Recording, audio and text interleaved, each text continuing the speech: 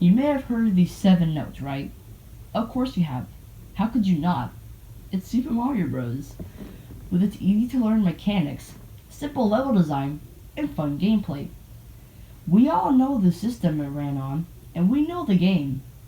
Or do you? Do you know the history of how it came to be? Or who even made the game? Or how it helped the game in history? Well, let's find out, shall we? Come on, follow me, and let's see how Super Mario Bros. Revolutionized gaming. Part 1. His Life. On November 16th, 1952, in Sonobe, Japan, Shigeru Miyamoto was born. At a young age, he liked to walk around his town. During his lifetime, Shigeru would do certain things that would influence his video games.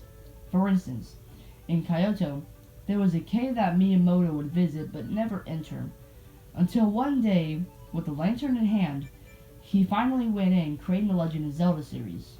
But how did he become a game designer? Well, let's take a look.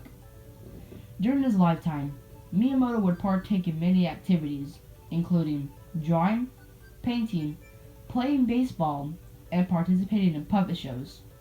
Now, his family didn't have a television or a car, but sometimes they would go to movie theaters via train. But one day, Miyamoto's father brought a TV, and little 11-year-old Miyamoto became a big fan of Japanese animation. And during his time in middle school, he read manga as well as joined a manga club in high school. And soon after, his family moved to Kyoto, which would lead to Miyamoto's biggest job yet. But one thing was very clear to him. He wanted to become an artist. Part 2. Pursuing things and working at Nintendo. Miyamoto attended Kanazawa Municipal College of Industrial Art and Design. He wasn't a very good student and wouldn't attend any classes. He liked banjo and performed with a couple of other classmates in venues in Japan. But some of his favorite bands were the Beatles, the Nitty Gritty Dirt Band, and Doc Watson. After 5 years, Miyamoto graduated from College of Industrial Art and Design and would get an opportunity to work at Nintendo in 1977. And coincidentally enough, then president of Nintendo, Hiroshi Yamauchi, was friends with Miyamoto's father. So Miyamoto pitched some toy ideas such as a 3-way seesaw, a clock to be used at amusement parks, and children's clothes hangers. But surprisingly, he got hired as a concept artist for Nintendo. The first thing Miyamoto was involved in was making housing designs for Color TV Racing 112. And if you don't know what that is, it's a game that uses a steering wheel and gear stick to race with. It was pretty easy to learn.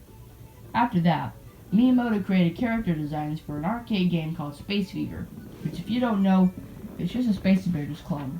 But even with that in mind, Space Invaders was very popular in Japan.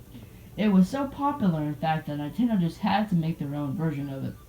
Then Miyamoto had some more roles in the games Sheriff in 1979, Space Firebird in 1980, and Radar Scope. Now, Radar Scope was actually a bit more special than the others, because previously, Nintendo had some lackluster games, so they expanded to North America, and thus created Nintendo of America in New York. At the start, there were 10 employees, but after a bit, it did expand over time. So Nintendo in Japan wanted to make a smash hit in North America, since the previous ones weren't good. So the result was Radar Scope. Back in North America, 3,000 Radar Scope units arrived in the United States, but sadly, by the time it got there, it was considered outdated. Someone at Nintendo told Yamauchi to create a game that could replace the Radar Scope, but he wasn't looked at first because everyone who was worthwhile at Nintendo, so he had to find someone to create a new game. And crazily enough, that person was Shigeru Miyamoto. Part 3. The Start of Mario. Now people were wondering if Miyamoto could make a game that would save Radar Scope's loss in units, but Miyamoto was prepared, because Gunpei Yokoi helped him about design and art, but Yamauchi said to Miyamoto, try to make it better than Radar Scope. But he wasn't a fan of shooting games, so he had to work from the ground up. First, he made a story, because he felt most video games never had any plot or story. He looked for some inspiration and found Popeye, but due to licensing issues, he couldn't get the rights, so he had to resort to making his own characters. Similar to Popeye, he made the game have a damsel in distress, Pauline, or Ollie in this case, and a bad guy, Donkey Kong, or Bluto, while Popeye would be transformed into Jumpman. Next was the plot. The plot was Donkey Kong kidnapped his girlfriend and climbed to the top of the girders in a construction site. So it was up to you, the player Jumpman, as you jump over barrels and make your way to the ape. At the end, you finally reach the top and save Pauline. Now it was time for the soundtrack. Miyamoto composed the soundtrack, and that was it for the soundtrack. After the game was finished, Yamanouchi knew it was going to be a hit, so he sent it over to America, but a few employees hated it and said it could be due. Yamanouchi said, "Release it." Eventually, the game got popular. Real popular. With that success, it totally needed a sequel, so he made a new character called Donkey Kong Jr., a smaller version of the Donkey Kong we all know and love.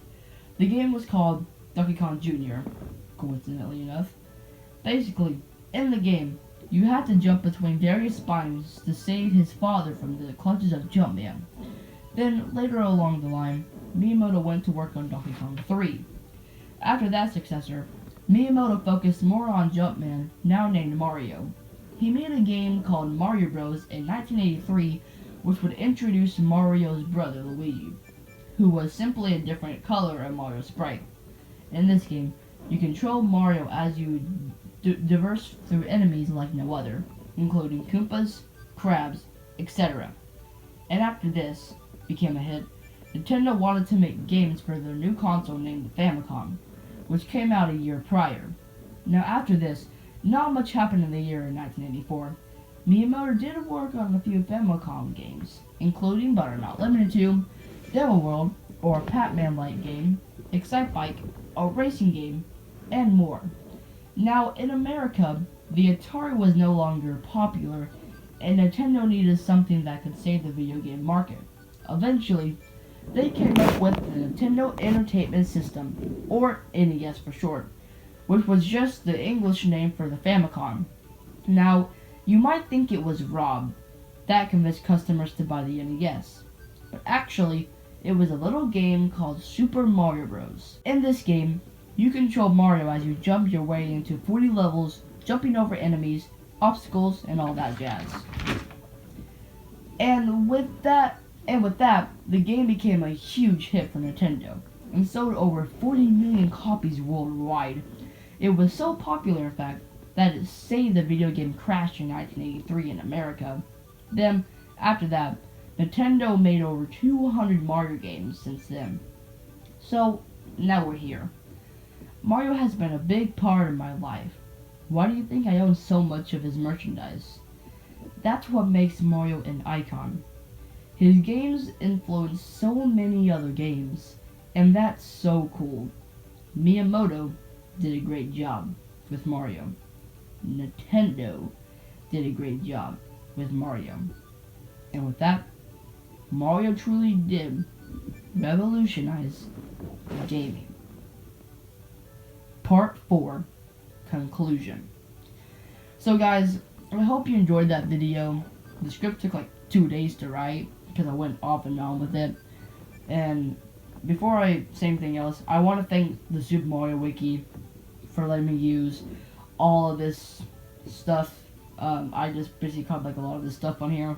I really liked using all of these words because if it wasn't for that wiki, I wouldn't be able to make this video. So big thanks to them. If you want to go check out the wiki, go check it out and all that jazz. It's awesome, I promise. I didn't even talk about the full scope of that wiki, so go read the rest that I didn't cover, because why not, right? Yeah. I actually had fun making the script. I tried to make something out of my comfort zone, and I believe I did a really good job. Now, to say if I'll make another video like this, I don't really know. The script took time to write, so I really don't know.